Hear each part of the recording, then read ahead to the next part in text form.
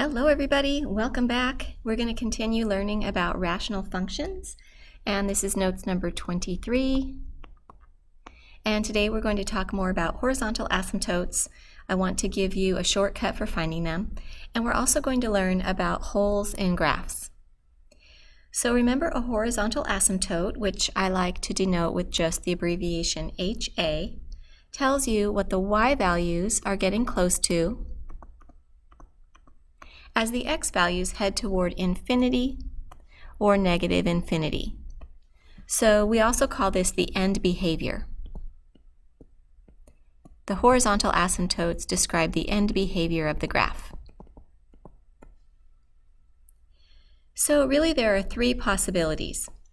One possibility is that the horizontal asymptote will be the line y equals 0. And we've seen this on several of the problems we've done. We've seen things like this. I'll go ahead and draw a vertical asymptote in there. Okay? Now that's going to happen when the function is what I like to call bottom heavy.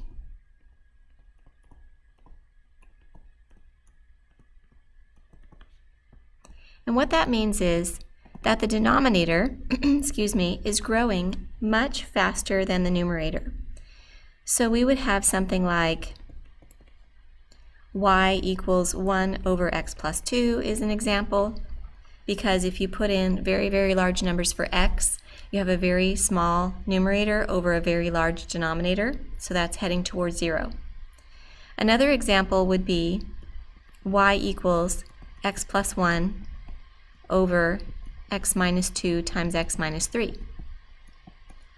So when you put in that very large number for x, like 1,000,000, yeah, you do have something close to 1,000,000 on the top, but you have something close to 1,000,000 squared on the bottom, and so that bottom is much heavier than the top. So what we're going to see is that, and you can imagine if you were to multiply the denominator out on this second example, what you can see is that the degree of the denominator, the degree being the highest exponent, is greater than the degree of the numerator. And that happens on my first example as well. The degree of the denominator is 1. The degree of the numerator is 0. So when the degree of the denominator is larger, it's bottom heavy, and it will have a horizontal asymptote y equals 0. So another possibility is that it has a horizontal asymptote, but it's some other line. I'm going to call it y equals k. So maybe the graph looks something like this, just as an example. So that line could be y equals 1, y equals 2, y equals -1, something like that.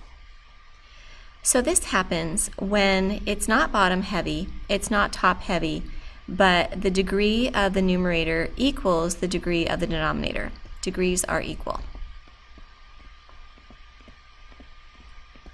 So an example of that would be y equals x plus 1 over x minus 2. The degree of the top is 1, the degree of the bottom is 1, and the horizontal asymptote there is going to be the ratio of the leading coefficients. So the leading coefficients would be 1 over 1, 1x over 1x, so the horizontal asymptote would be y equals 1.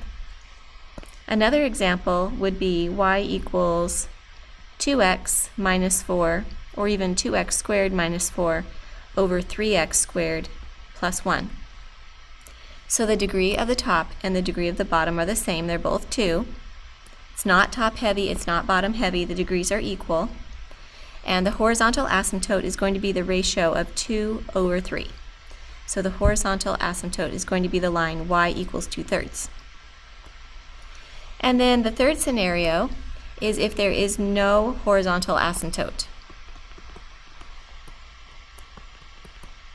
So this should remind us of those polynomials that we were graphing in the last unit, or it could even have a vertical asymptote, maybe, but suppose it's doing something like this, going off toward infinity, or maybe off toward negative infinity.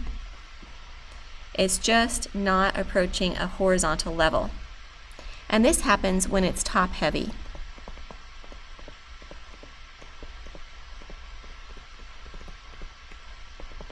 So the degree of the top is greater than the degree of the bottom.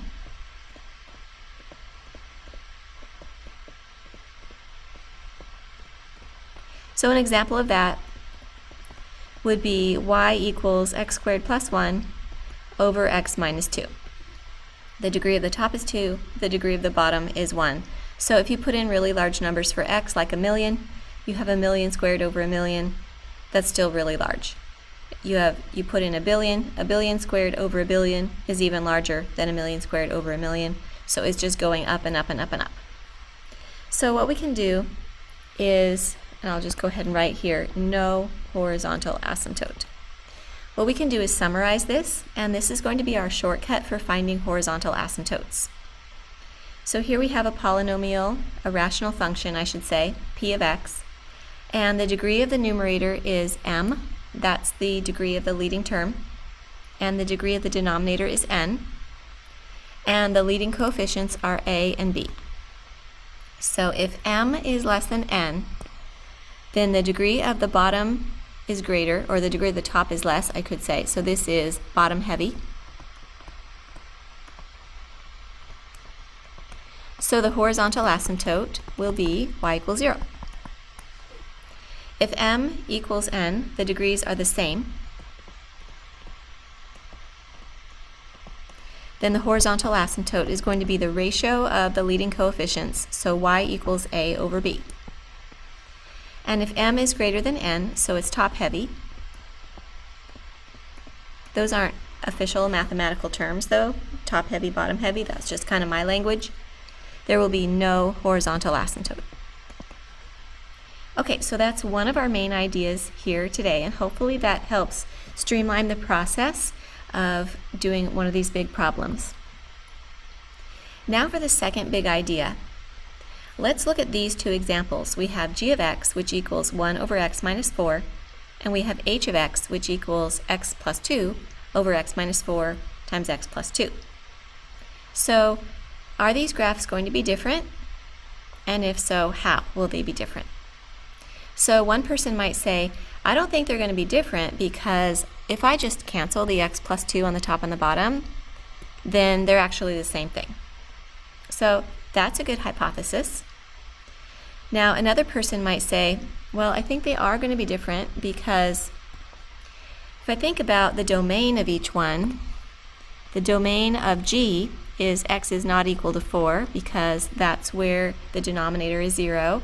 So we would have a vertical asymptote at x equals 4. But then for h, the domain is going to be x is not equal to 4 and x is not equal to negative 2 because those are both numbers that make the denominator 0 and we can't have that. So there would be two vertical asymptotes at 4 and at negative 2. So another person might say that. And that would be a good hypothesis as well.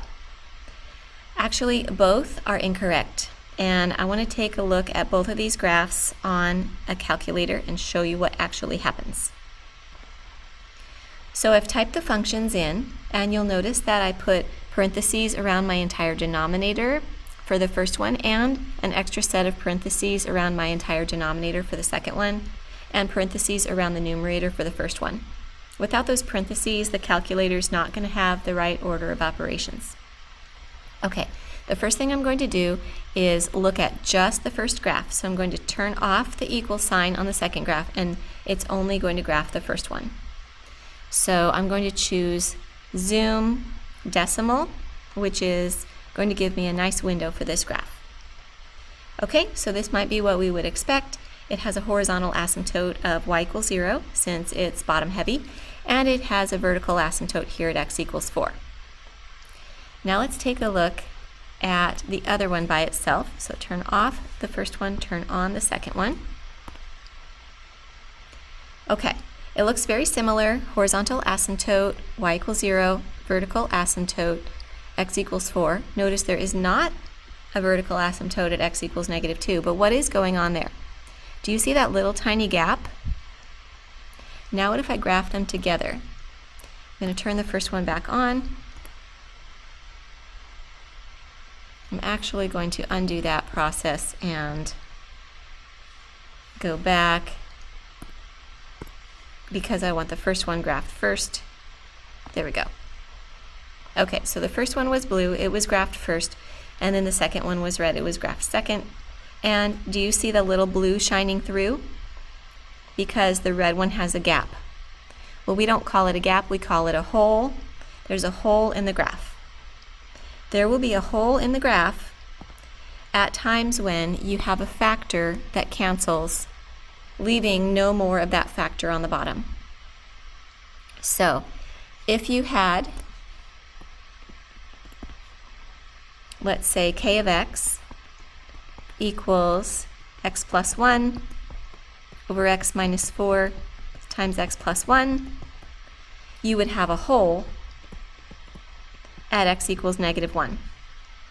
Now the way you would find the y-coordinate of the hole is you would cancel those, and then you would take your number negative 1, the x-coordinate of the hole, and you would substitute it in, so you'd have 1 over negative 5. Here's another example. Let's call it j of x. Let's say we had x minus 2 times x minus 2 over x minus 4 times x minus 2. So you can cancel an x minus 2, but notice that there's still an x minus 2 on the top. It is a hole. It's going to be a hole on the x-axis. So you're going to have a hole at the point 2, 0. Let's look at one more example. Suppose we have m of x, and let's say that this is x minus 1 times x plus 2 over x plus 2 times x plus 2. So you can cancel an x plus 2, but you still have an x plus 2 and it's on the bottom. So that's actually not going to be a hole. Whoops, I almost spelled hole the wrong way. It's going to be a vertical asymptote at x equals negative 2 if you have one of those remaining on the bottom. So we can summarize in general. And here we see an example where we have x minus a on the top and the bottom. Those cancel, leaving you with no more x minus a's. So there would be a hole at x equals a. And you would find the y-coordinate by putting that number into the reduced version of your function. For the second one, we see we have x minus a's that would cancel, but we would still have an x minus a on the bottom. And so we wouldn't have a hole, we would have a vertical asymptote at x equals a. And then for the third one, we see we have an x minus a we could cancel, but we still have an x minus a on the top. That would be a hole, and it's on the x-axis.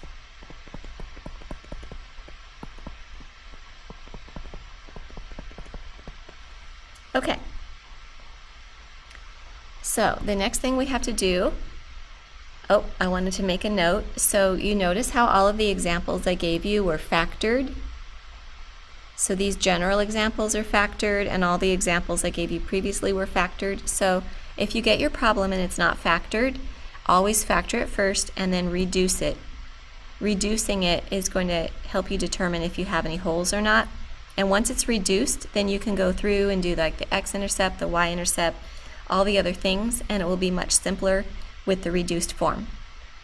So I'm going to end this video, and then we're going to have a part 2 where we do a couple of examples. We have example 1, 2, and 3. So stay tuned.